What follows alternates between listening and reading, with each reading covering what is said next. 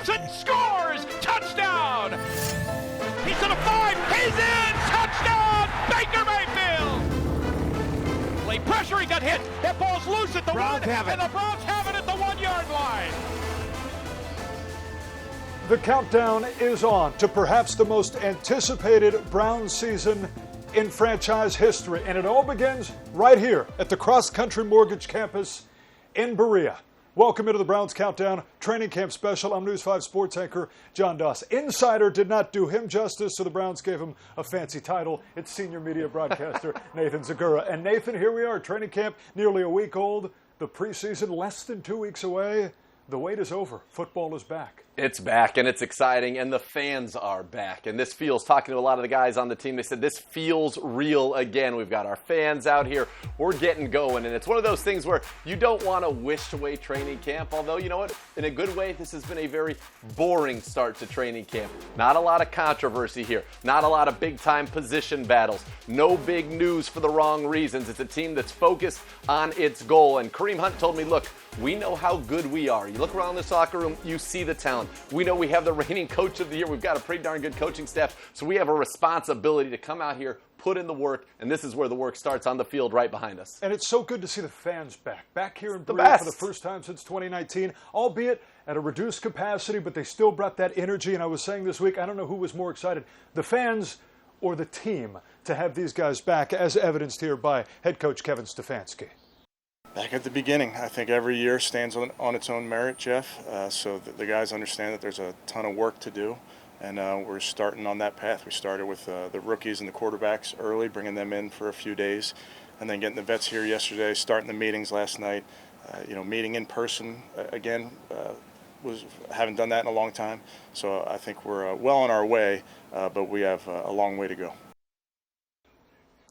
Boring, perhaps, in terms of lack of storylines, Nathan, but not boring in terms of talent. There is more talent out here on the training camp field in Berea than perhaps anywhere else in the NFL. That's exactly right. Anybody who comes to Berea, a lot of the national reporters are coming in and they're saying, look, this roster is absolutely loaded. I mentioned it earlier. You have the reigning coach of the year. And so that's why Kareem Hunt brought up that word, responsibility. It's all here. The Browns have an opportunity to be on a very short list of teams that are legitimate contenders. And so we hope to go through this training camp, stay healthy, and get ready for September the 12th in Kansas City when you open up against the two-time reigning AFC champions. I would ask you what some of the highlights of training camp so far here, 6 days in, but I think the highlight is just being out here and seeing these guys.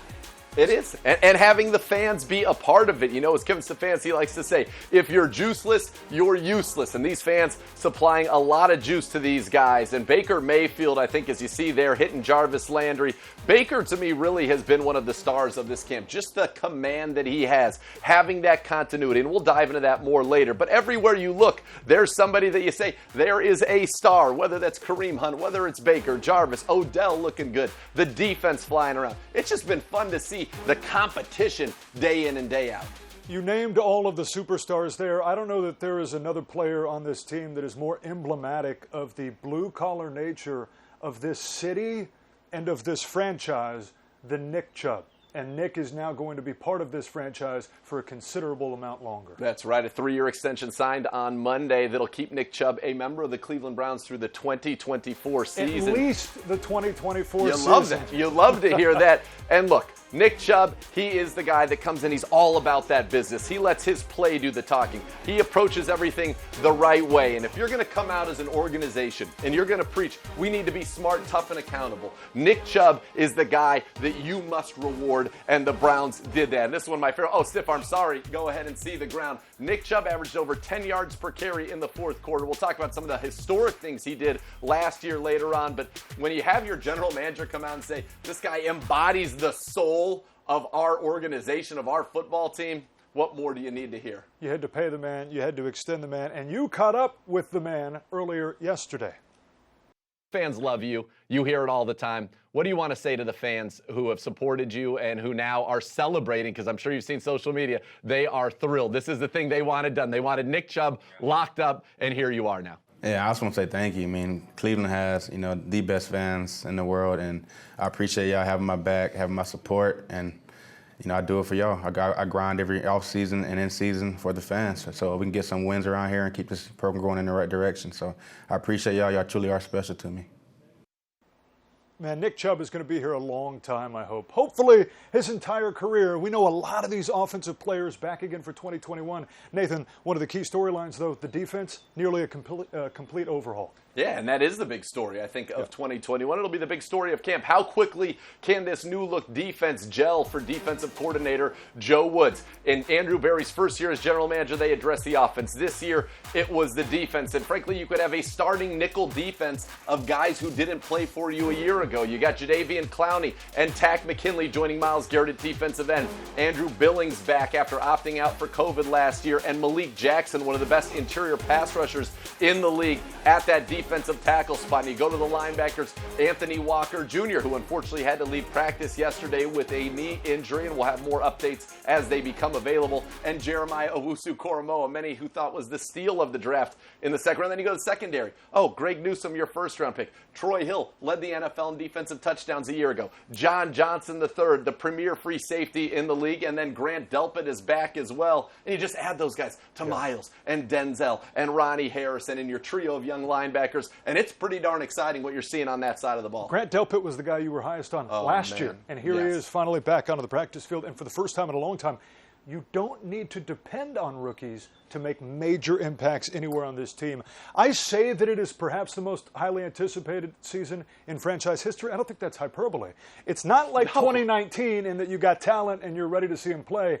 You got talent and you're coming off of a historic season, a historic win in Pittsburgh at the end of last season. That's right. You went in the wild card round. You got that first road playoff win in far too long, the first playoff win in far too long, and you feel like the foundation is laid. And the play that you're seeing right here was one that really summed up everything, the evolution of Baker Mayfield. They run cover one robber just like they did on a pick six early in the season. There you see Minka Fitzpatrick. Nope, not this time. And Jarvis did the rest. So you have that big win. You have this sting in the taste in the mouths that left a bad taste in the mouths of the Browns losing that game in Kansas City, a game they felt that they could win. And now you have even more talent than you did a year ago. You're bringing back your coaching staff, and this is a team that feels like it can do something special. And I will tell you this, there is no place in all of professional sports that you could accomplish something where it would mean more than for this Browns team to fulfill its destiny, win its first ever Super Bowl for this city, for these fans, and for this team. It would be spectacular. And we get to see it on the field against an opposing team for the first time. Where else but right here on News 5? There's nowhere else you can watch the Browns preseason opener in Jacksonville than right here on News 5 in the city of Cleveland. Saturday, August 14th, 7 p.m. Joe Thomas will be up in the booth. Oh, yes. Nathan Zegura will be down on the sideline. Of course, Nathan and I will get things started with the Browns countdown before kickoff. All right, coming up after the break, we talk about the position group that perhaps overhauled more than any other on this football team, the secondary, both new additions in terms of free agents, plus they drafted a guy in the first round right here in Cleveland. You're watching the Browns Countdown Training Camp Special.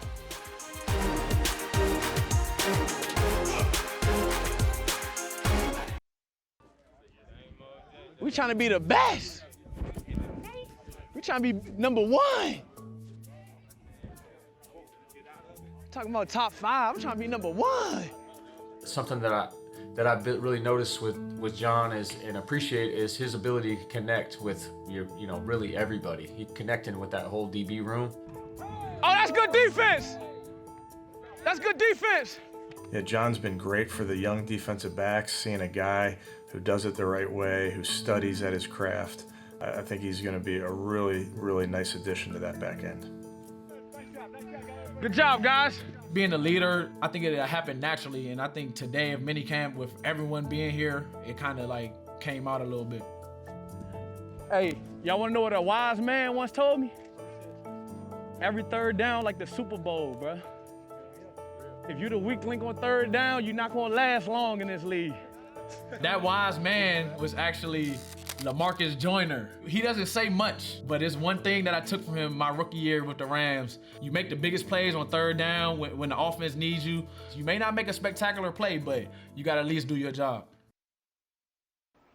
Welcome back into the Browns Countdown Training Camp Special. John Doss alongside Nathan Zegura. That excerpt from the Emmy Award-winning building the Browns. So we've talked about the overhaul so far of this secondary. It began in the offseason with a couple of moves for some free agent safeties. Yeah, and it started really with John Johnson. That was the primary target for the Cleveland Browns and Andrew Berry this offseason, and they were able to bring him in. And John Johnson is regarded as one of the top free safeties in the game. Pro Football Focus had him as an elite free safety, not only as a cover guy, not only as somebody who can come up and play the run, who can go down and cover in the slot, and someone who can blitz. He just makes big plays, and I love that quote from him. Third downs are like the Super Bowl. He also gave me my favorite quote I've ever heard from a Browns player in my time here. After the Browns signed him, I got a chance to talk with John Johnson III. And I said, look, there were reports out there that you were offered more money elsewhere. And he said, yeah, that's true. And he said, well, why would I go and chase a few extra dollars and miss out on the opportunity of a lifetime to play for the Cleveland Browns? I have shared that quote with many Browns past and present, and it brings a tear to many of their eyes, because that tells you right there how the perception of this team and this organization has changed in this league when a guy like John Johnson, who was just in L.A., went to a Super Bowl with the Rams, is the one saying something like that. Better than woke up feeling dangerous? Well, that's pretty good, too. That is pretty good, but you're right. It was just a few years ago. This was not a free agent destination. Now we're talking about opportunity of a lifetime to come here and play for the Cleveland Browns. I'm a big fan of John Johnson, not just because of his first name. I caught up with John a little one-on-one earlier this week. John Johnson III, welcome to Cleveland, man. Early perceptions on this city, this franchise, and this football team? The city, you know, it's a blue-collar city. I went to school in Boston. We had a really tough physical team, and that's what it's similar to. We're going to go out there, play good technical, fundamental football. We're going to hit people, and we're going to have fun doing it. Secondary for this team was a bit of a weak point last year because of injuries, because of depth issues. It seemed like the front office really wanted to prioritize that this offseason. Is that the sense you got? I think so. I think the defense as a whole, you know, we got a lot of new starters out there, guys that played a lot of football, experienced guys that have leadership, that live life the right way, that do the right thing. So I think when you get a bunch of guys like that in a room, you know, on the defense, at least on one side of the ball, and then the team, it amounts to success. So we just got to put the work in, starting, you know, yesterday, today, and all throughout training camp. You know, it wasn't long ago that top-tier free agents wouldn't choose this city, wouldn't choose this franchise. Here you are, Troy Hill, Jadeveon Clowney. You chose to be here this offseason. Why? Just the success. You know, the Browns, they were right just this close, you know, from making it all the way. So, I mean, going to the playoffs, winning the playoff game, you know, competing in your division, that's always huge for me. And I can just see, you know, with a few more pieces, you know, like myself, like Clowney, like Troy Hill, you know, we can maybe turn that corner and get there. You talk about those new pieces. You also got Grant Delpit coming back off that injury last year. How quickly can this secondary come together? We're going to have to go out there and see. You know, that's what training camp is for. We have joint practices. We have preseason games. You know, it's a long way. Well, it's not really that long, but we have a lot of work to do until that ball, you know, hits the guy's foot and we kick it off against Kansas City. So we put that work in, gel on and off the field, you know, talk to each other, get to know each other, build on it, build on that, watch a lot of tape. I think we can do, you know, the sky's the limit. All right, last one. There's a sense with this football team, the offense is there. All the pieces are back. They showed what they can do last year. That if this defense can play up to its potential, this could be one of the best teams in the NFL. I think so. I think so. You know, you got to come in with those expectations. You got to come in with those goals. You got to set the goals high, but they got to be attainable. And everything we're talking about is attainable. We just got to put the work in. And, you know, it starts up front. We got great offensive line. We got a great defensive line. And I think that's really going to set the tone for this team. So the sky's the limit, and I can't wait. New blood in the safety room, new blood in the cornerback room as well, though there's a mixture now of some guys that have been here for a little while and some new pieces. There's no doubt, and you go out in the first round of this draft and you get Greg Newsom, the guy that the Browns had targeted, the corner out of Northwestern, and they tell me he is scheme agnostic. You want him to play press man, he can do that. You want him to play off man, zone, it doesn't matter. Newsom also has maybe the most impressive quads I've ever seen on a defensive back, and I was talking to defensive back coach Jeff Howard, and he told me, look, that allows him to get low. You see the way he's able to bend, the way he's able to mirror. And then there's Troy Hill. Last year led the NFL with 3 defensive touchdowns. In L.A. with John Johnson, the Browns added 40% of the top defense in the National Football League secondary. They're now Cleveland Browns. And then Greedy Williams is back, the former second-rounder and full-time starter for the Browns on the outside. And seeing who is going to play opposite Denzel, whether that's Newsom or Greedy. Troy Hill likely in the slot, but Newsom getting some cross-training as well. Is going to be one of the more fun battles to watch in this camp, but it's a good thing to have those kind of competitions. That's what we had mentioned already, not having to depend on your rookie class. You want them to be successful players in this franchise for a long time, but not having to depend on them to make immediate impacts, and what a difference it is for this franchise. Here's Greg Newsom earlier this week in training camp. You know, nothing is given, everything is earned. I mean, at this point, you know, I'm trying to learn from some of those older guys like Greedy and Denzel and Troy, and just learn the coverages, like I said, and just go out there and try to compete as best as I can. And, you know, whatever coach needs me to do, that's what I'm going to have to do. You'll see out here in a few days that, you know, at practice I'm working inside as well, just to try to learn as much as I can, and just get a grasp of the whole entire defense, because the more you know, that's how you're going to know where your help's coming from and things like that. So the more I can know, the better I'll be for the team and, you know, showcase my versatility. The sun is setting here at Cross Country Mortgage Campus in Berea. Coming up after the break, we talk Browns running backs and just maybe the best offensive line in the NFL. You're watching the Browns Countdown Training Camp Special.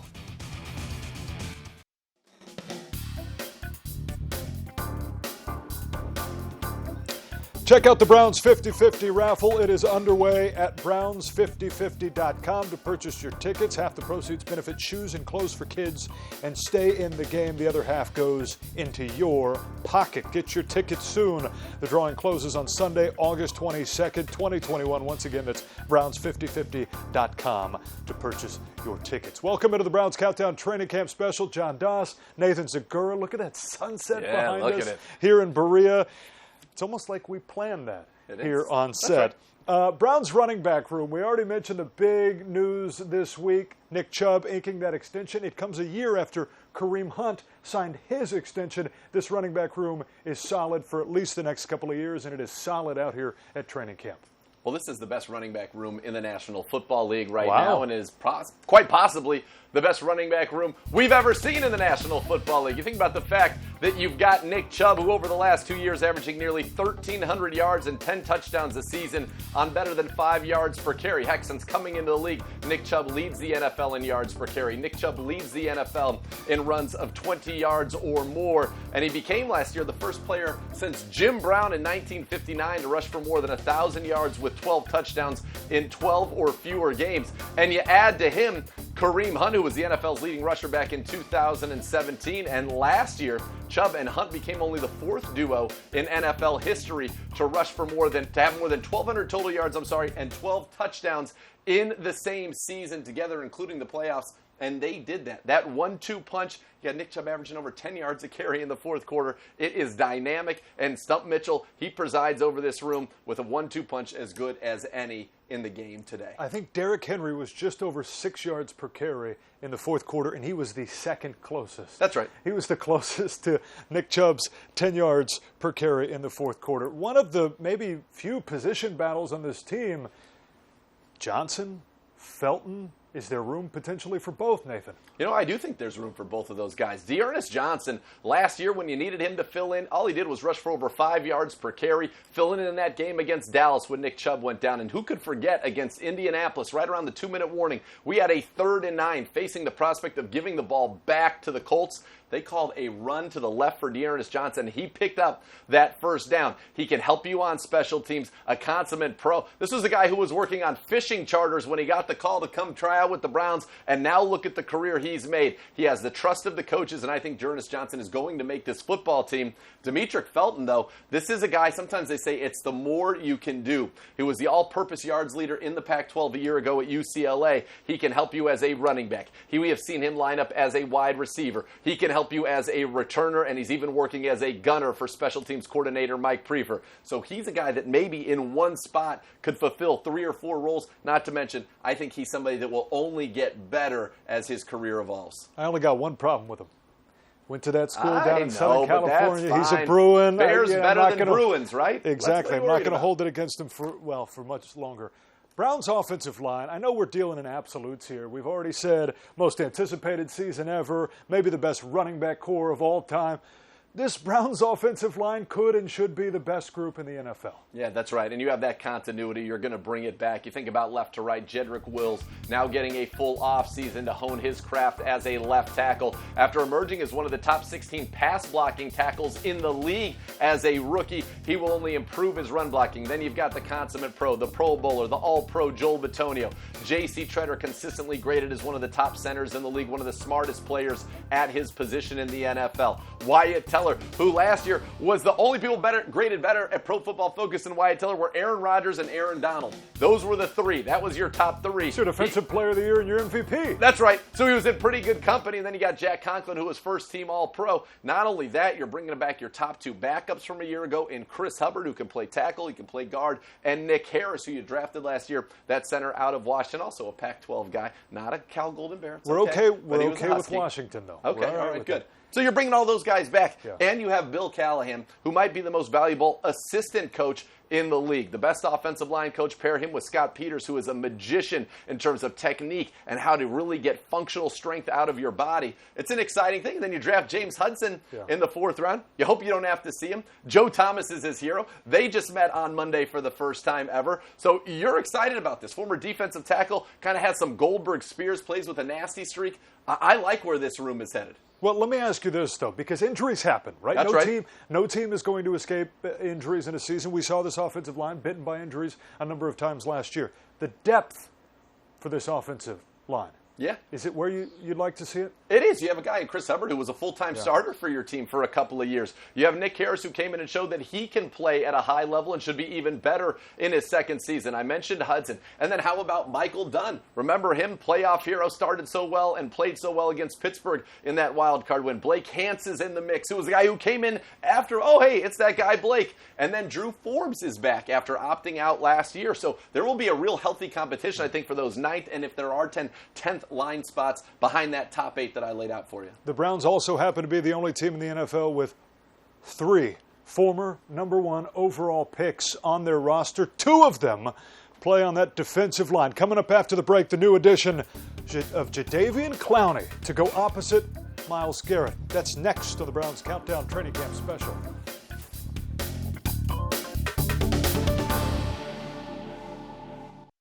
On paper, we look great, but that's just it. It's on paper. And we got to go out here, got to put the work in. We got to grind. We got to make sure that chemistry is there for when we match up with the Chiefs first week. So, it all looks good, but we got to make it great out here day by day. I mean, we got expectations just like everybody else. Everybody goes into the season wanting to win every game they play. Everybody goes into the season wanting to win a chip. That's everybody's expectation of themselves. What you do day by day from training camp to the last day of the regular season is what defines you. So we're just going to work every day as if it's our last, and how the chips fall as they may. It's the Browns Countdown Training Camp Special. John Dawes, Nathan Zegura. Is it any surprise that Myles Garrett looks like he's in midseason form 6 days into this 2021 season? No, it's not. Myles Garrett is probably the best defensive end in the National Football League, and that's where you get into this talent. This isn't hyperbole. You can just keep going right on down the list. Myles Garrett last year, 12 sacks in those 14 games that he played, despite being affected by COVID, a career high 4 forced fumbles, which was 3rd in the NFL. He was first-team All-Pro, a Pro Bowler for the 2nd time, and became the first Brown in team history to record double-digit sacks in 3 straight seasons, and he's got to be considered a front-runner for Defensive Player of the Year. And now you got him a bunch of help opposite him on that defensive line. Takk McKinley and Jadeveon Clowney coming in this offseason. Yeah, Jadeveon Clowney, obviously, that's the headliner, the former number 1 overall pick. And Jadeveon Clowney's a 3-time Pro Bowler, and he is going to improve the pass rush. He's also going to significantly improve the run defense. He is one of the great disruptors on the defensive line, and I'm excited to see what he can do. And then there's Takk McKinley. He is somebody that I tell you right now, don't sleep on. McKinley had 15 sacks in his first 2 seasons with the Atlanta Falcons, including the playoffs. He had 2 in that playoff run to the Super Bowl. He is motivated, he is hungry, and his explosiveness off the edge is something that's really stood out in the early period of camp. Now, he's missed a couple of days due to illness, but I'm excited to see all three of them out there. You can put both Clowney and Myles Garrett inside. Imagine them next to each other. How do you deal with that as an offense? I was talking with Joe Thomas earlier this week, and he said, look, that's what you like, to put them in situations where there aren't good answers. Do we slide everything that way and then give Takk McKinley a free run off the edge? Do we kind of try to balance it out and leave somebody one-on-one? You're going to win those matchups. You added Malik Jackson to that mix, and that NASCAR package, that 3 defensive end package, is going to be explosive for Joe Woods. Gone are the days that you can comfortably double-team Myles Garrett right. with these other guys on the defensive line. You need some internal help as well, and that's where Andrew Billings comes in. Yeah, Andrew Billings is a guy who started 30 of his last 32 games in the NFL as a member of the Bengals, one of the strongest players in the NFL. Our strength staff has been raving about him. You heard defensive line Coach Chris Kiffin talking about, this is the strongest guy I have ever seen. He shed some weight in between the mini camp, and now here we are at training camp, and he has looked good. He's a guy who eats up double teams and allows everybody else to make plays. He's only going to be on the field likely first and second downs. This is a guy when you're kind of more in those base packages. We talked about what you'll do in those pass rushing situations, but Andrew Billings brings that strength at the point of attack that will allow our playmakers at linebacker and our playmakers in the secondary to run free and make big plays. Depth on the defensive line was a bit of an issue last year. Not anymore. You talk about McKinley now. This is a guy who was a starter. He is going to be your third defensive end. There's going to be a nice battle. Curtis Weaver, Porter Gustin, Cameron Malveaux for that fourth defensive end position. And then in the interior, boy, you talk about Billings. You talk about Malik Jackson. Last year's third-round pick, Jordan Elliott. That's the guy that you ask anybody in this organization who's going to take the biggest leap in their second year. They say Jordan Elliott. And then next to him, you have Tommy Togiai, who you drafted in the 4th round this year from Ohio State. Not to mention, you bring in a guy like Damian Square, a 9-year veteran in the NFL out of Alabama. That guy just keeps making rosters. And then you've got Malik McDowell, who has all the talent in the world, and we'll see if he can keep himself focused to realize that talent. Marvin Wilson, a guy that was undrafted, but if you look at the way too early mocks for 2021, he was a first-round talent. And Joe Woods was thrilled when we got him at the conclusion of the draft. And you also have Sheldon Day, number 92 there, a 5-year veteran. That defensive tackle room is loaded, and the competition to make this roster and to earn time on the field is going to be stout. And the Browns linebacker room, a lot like that cornerback room, in that you still have a couple of Browns veterans, but you've gotten some much-needed new additions. You certainly did, and obviously the highlight, Anthony Walker Jr., who's wearing number 4. Now, he went down earlier in the week with a knee injury, so we'll have to kind of see what his status is as it unfolds. And then 28. I can't wait to see this guy at training camp. Jeremiah Owusu-Koramoah, he was an absolute star, in my opinion, of the mini camp and that early off-season period. Out of Notre Dame, I think he will be a steal of the draft. And then you got that trio of young guys. Sione Takitaki entering his 3rd year. Jacob Phillips, who started for you at Mike linebacker in Week 17 last year, had 10 tackles in that game against the Steelers that put the Browns into the playoffs. And Mack Wilson, who probably has had one of the best off seasons, and it was important. He needed to. He said, look, last year I wasn't my best. I never felt good after that injury, but he's had a great offseason. He's in great shape playing well. And then there's that veteran Malcolm Smith, who was one of the best coverage linebackers in the league a year ago. And then you got Elijah Lee. He led your team in special teams tackles, but you can only keep so many. Oh, we drafted Tony Fields. We haven't even seen him yet with a foot injury, but that's another one. Yeah. How are you going to make this team? You're probably only going to have 6. And then how are you going to get on the field? We talked about those safeties earlier. Yeah. You're talking about Delpit. You're talking about Ronnie and John Johnson. Last year, Joe Woods wanted to play about 400 snaps a dime. 3 safeties or 4 corners. We played 16. So you think about that, that means you're not going to have that many linebackers. You got to be able to cover, I think, if you want to play in this defense. JOK, the detractors will say that he is a tweener, and maybe that's why he Erroneous. He is as physically gifted, I think, as you can see a football player. This guy was first-team All-State in high school as an offensive player in football as a wide receiver. First-team All-State as a defensive player. Wow. First-team All-State as a basketball player. Goes to Notre Dame. You watch the tape. This guy looks like he sometimes is playing in fast forward relative to everybody else. He can walk out and cover the slot. He can roam free. He can even play some safety, and he can blitz. Think about Fred Warner in San Francisco. That's who he reminds Joe Woods of. Fred Warner just got paid this offseason, and he was a guy who went in the 3rd round because he was too small. Not anymore. You have athletes out there who can play. Who is going to make it in that linebacker room? Well, we're not sure, but we know that there are no question marks at quarterback. Baker Mayfield back for year 4. You're watching the Browns Countdown Training Camp Special. I can play a whole lot better than last year. I know that. I'm trying to improve each year. And when it comes to looking at other guys in 3rd to 4th years, I don't compare myself to anybody. I try and be the best version of me, and I think that's what we try and stress in this building is it matters what goes on. If you're getting better, the team's getting better, and we're pushing each other, and do your job first and foremost. Back inside the Browns Countdown Training Camp Special, John Doss, Nathan Zegura. There is a football field behind us here at the Cross Country Mortgage Campus in Berea. You may not be able to tell, though. It's a little dark. It's a little out there dark now. now. That's right.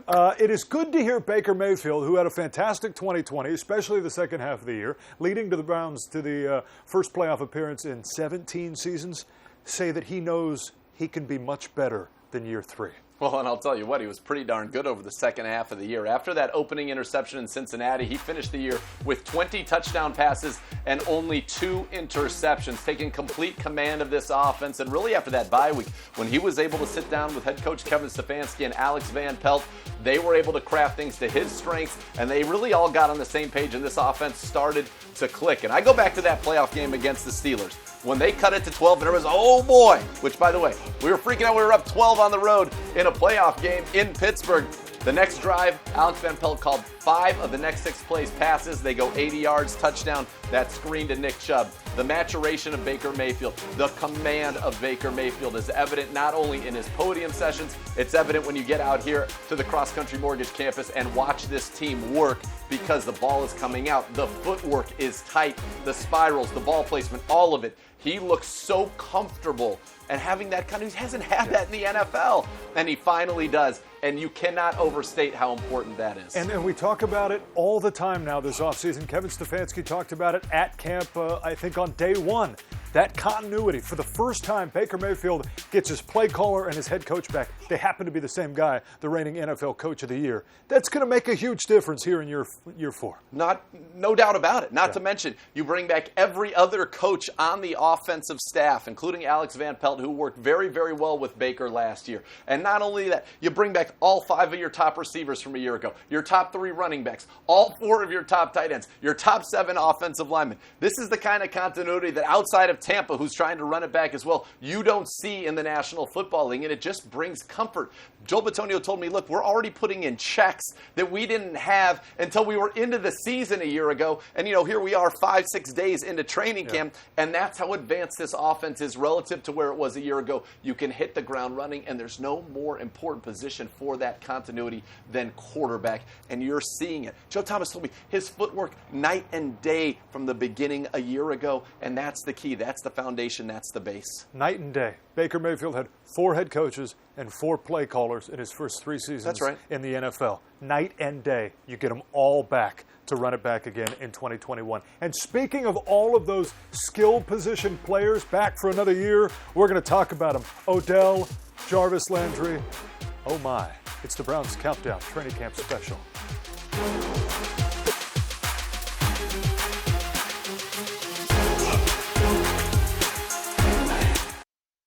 When you got highly competitive guys in the building, the type of, I watch these guys highlight tapes and their draft tapes and stuff like that a little bit when they're coming out. So, the mentality of those guys, and that increases the competitive nature in everyone that's on the field, So I think that's an important thing to have inside of a team. I think we got the group of guys that's going to challenge each other, that have the work ethic, that want to be great, and want to go to another level. So I think that's something that our team has, but it's definitely hard. It's hard.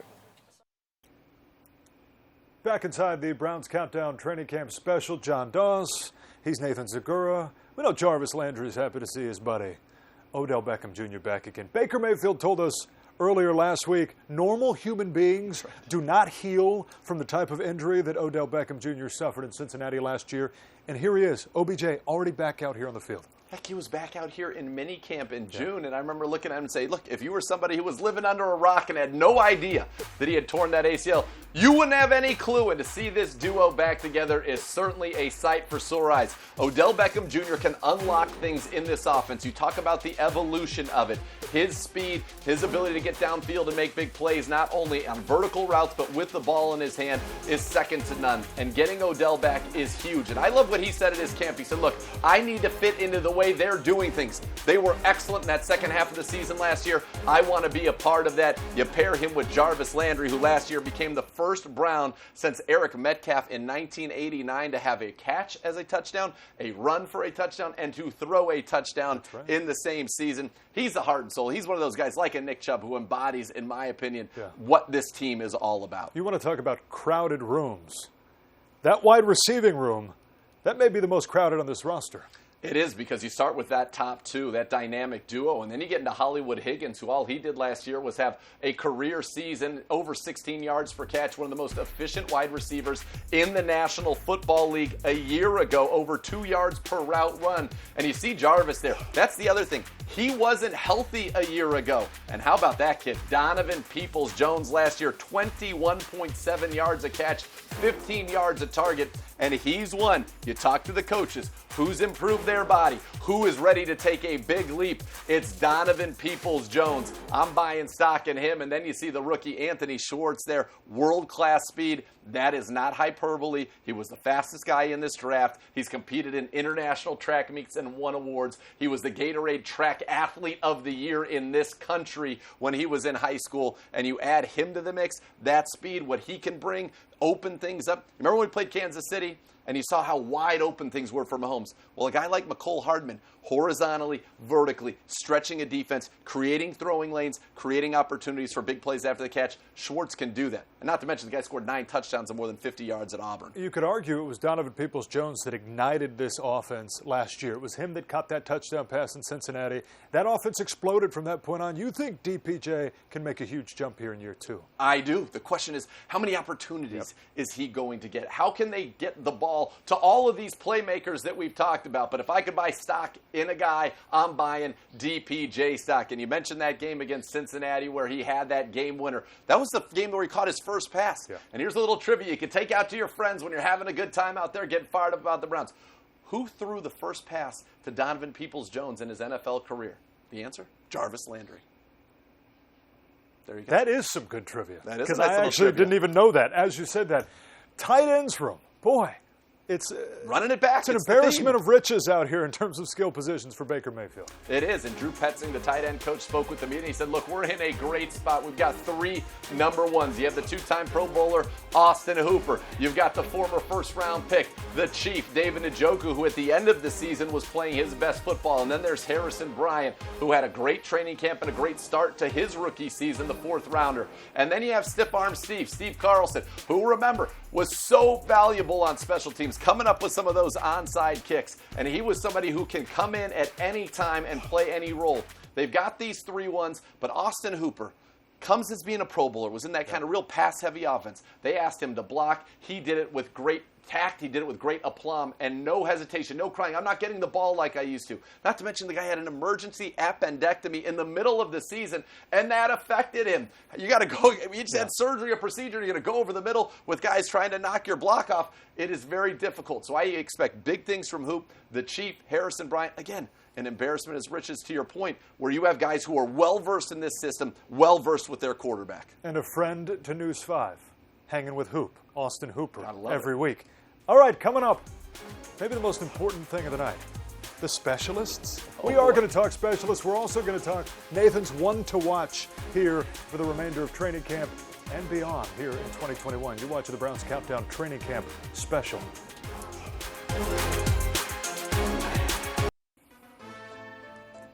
Browns fans, how would you like to get your hands on some exclusive autographed gear from guys like Baker Mayfield, OBJ, or even Myles Garrett? The Cleveland Browns Foundation auction is now live at NFLauction.nfl.com.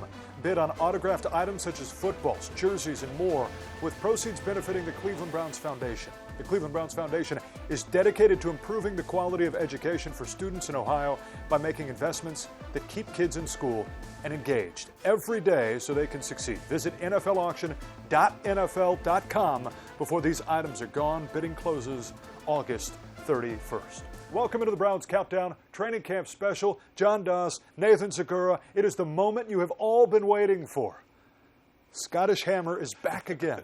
Yes, he is, and he's quickly becoming a Cleveland legend in his own right. But the Scottish Hammer, no competition in this camp. The young punter who was one heck of a rugby player in his day, now one of the better punters in the league. And we always know the Hammer can bring the hammer if he needs to make a tackle, but hopefully we won't see that as Mike Prefer's special teams units have started to become amongst the top in the NFL, and we'll expect that again this year. Kicker battle? Is there a kicker battle out here? Cody Parkey has the reins. I think Cody Parkey is the clear leader in the clubhouse. Parkey last year was 19 of 22 for the Browns on his field goal attempts, and when it mattered the most in the playoffs, he went 3 for 3 on field goals, 8 for 8 on extra points, did not miss a kick. When you know what this guy can do in those pressure situations, that gives him a big edge over somebody like Chase McLaughlin. And familiarity. That's right. Like, we continue to say that on this hour-long show.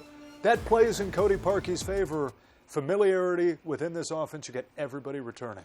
Yeah, and it's that continuity, and it's important for a team like the Browns with the aspirations, frankly, that they have for themselves and the expectations that the outside world is placing on them because of the quality of this roster. And when you think of that special teams battery, it's the long snapper, Charlie Hewlett, he's back. The punter, the Scottish Hammer, we know he's back, and it likely will be that Cody Parkey will be back at kicker, so that unit will be working together again. All right, we've been doing this show together for a few years. This is always my favorite part because you educate me on this team that plays out in the pitch black darkness here behind us.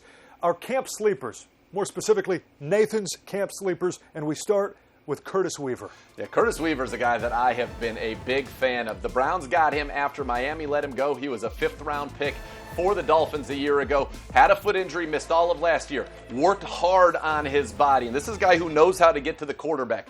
34 sacks, the all-time Mountain West Conference leader in that stat. He had 47.5 tackles for loss at Boise State.